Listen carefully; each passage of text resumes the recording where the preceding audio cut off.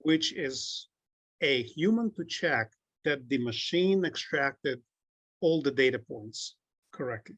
So you have somebody probably offshore, a lot of people that, again, I've seen all the solutions out there on the market. Trust me, I looked at it, I tried it. I was not happy with any of it. So I said, just like the title search, I tried those vendors out there, and one vendor cost me a $30,000 loss. I said, I'm doing it myself. So I built a system for ProTitle. Same thing with One Diligence. I looked at all the solutions out there. All of them have something called human in the loop.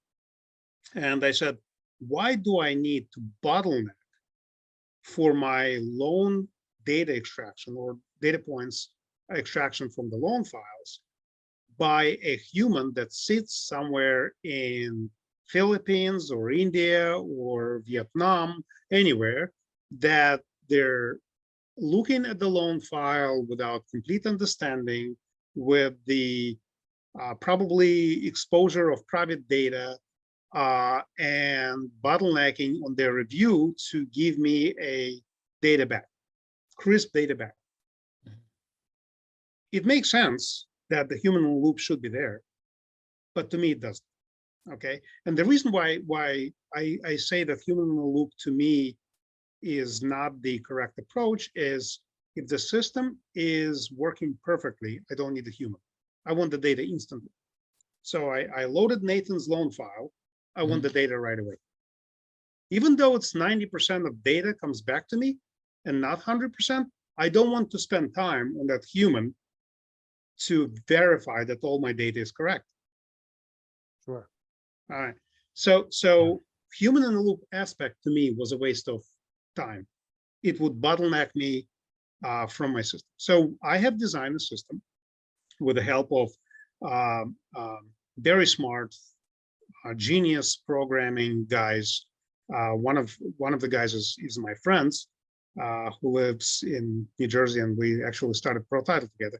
But he joined on this venture to design this beautiful system that bypasses human in the loop and instantly delivers the data within, I'd say, minutes, right? So the challenge with the system is you have to have two appended steps back to back. One is called indexing. What is the indexing? Indexing is a step that's required to identify each document within the loan file, right? So in other words, I have 6,000 pages, and I wanted to identify a document within 6,000 pages, which is called a note, policy, mortgage, loan app, hot one, and so on, or appraisal, or a mod for that. Once I identified the document, I wanted to submit it for extraction, data extraction. So I take this document and I submit it for data extraction, and then, a few minutes later, I get the data back and I do something useful with it. So all this process, I currently didn't spend any human labor. I get the data, I run the rules engines, and then only now I get the expert human to run the QC on the whole system, right? So in other words, now I have an expert person for credit compliance or for document critical review or whatever the less mod data extraction. Right now it's very popular, right? So you have a lot of forbearance, you have a lot of deferral agreements, you have a lot of mods on the file, and very frequently the data from all of those documents don't match to the tape, to the servicer tape or to the investor tape, because of last minute agreements or last minute changes before the signing of the mod during the COVID time or what have you, right? And what frequently happens is, and I'm getting too deep, I know, after all the documents are signed, the P&I, or the payment and interest, does not calculate correctly to the stated maturity. And that's a no-no, right? So in other words, you have some deferral agreements with no interest-bearing amounts, and some mods with different schedules, and it's not the same as a data tape. It's a complete mess, and now you don't know what you have, right? Wow. So you have to have a rule engine to calculate that your amortization schedule is correct, right? So all of those things can be done under the hood with some sort of rule check. And let's say Nathan says, calculate that my latest mod that I signed with the borrower and all the deferral agreements, and all the, forbearance agreements and post-bankruptcy agreements, whatever that may be, calculates correctly to the maturity. And if it doesn't, I'm going back after the seller and saying, hey, something's wrong. You gave me a wrong tape. I'm basing my investments on your tape, and it's completely, bogus. So those kind of things can go under the hood. And coming back to Nathan's points, am I giving Nathan, 50 pages worth of report? No, I'll just have one exception stating that for this loan, the amortization to stated maturity is above, let's say, whatever Nathan told me, $5,000 or $1,000. Wow. And therefore, Nathan has tools to go and negotiate and make a decision. Do I discount this loan, or do I go and just tell seller, you take it back? So right? For those people who are either newer or don't know this process, let me give you what we've done for years, just to show you the difference, right? We get a file report in, we call ProTitle, we get a simple O&E report sent to us with the open mortgages, any taxes, outstanding taxes, copies of the mortgages and things are filed, maybe Les Pennant's filing, stuff like that. And we usually send this document along with our collateral file to either an attorney or collateral management company to start reviewing. And we get, with attorney, may cost us $150, $200.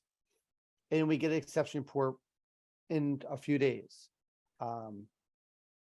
This is doing it quicker, easier. And a lot of attorneys really don't like to review collateral files. It's not really worth their time and effort. So that's the old-fashioned way of doing it. And Alex is absolutely right. It doesn't really need, it needs someone to understand what that looks like, but you can connect things to things back and forth and see the chain being completed because it went from A to B to C to D as signatures. But then you also have to figure out if the actual numbers actually match up, which means you have to run your own amortization schedule, run your own data numbers. Having all this in one is pretty impressive. Yeah, that's interesting. Very interesting. I'm glad that I made people think. It's we have some right. people here. John Darville said that he does this for a living, I believe. He has a background in AI, and what you're doing is amazing. So it's very unique for the industry that has pretty archaic solutions out there. So let's just say that. My goal is to basically throw money to break the market, right? We're trying to change how things are done in a way that makes sense, right? With the latest technologies, I think we should be able to create something that costs less, quicker, and easier to understand, right? So as a buyer and seller of the mortgages or real estate, you get a title with recorded docs, as David put, and collateral file of unrecorded stuff, right? And typically, ProTitle would do a great job in understanding what's going on with the file, from the recording docs perspective, liens, mortgages, taxes, and so on. And we would generate a bunch of dashboards and analytical things just specifically for title. And I always thought, it's so weird. We are just focusing on this narrow element of the due diligence without looking at the full scope of the diligence. And that's what triggered me to go and buy the doc prep and recording firm, which now enables us to generate the assignments and releases instantly by OCRing and validating data on the ProTitle side, right? So in other words, I already deal with the title documents. I already get the mortgage, and I get all the data points. What prevents me from pushing a button and generating the assignments? Nothing. Mhm. So why would somebody pay a separate vendor to prepare the assignment release?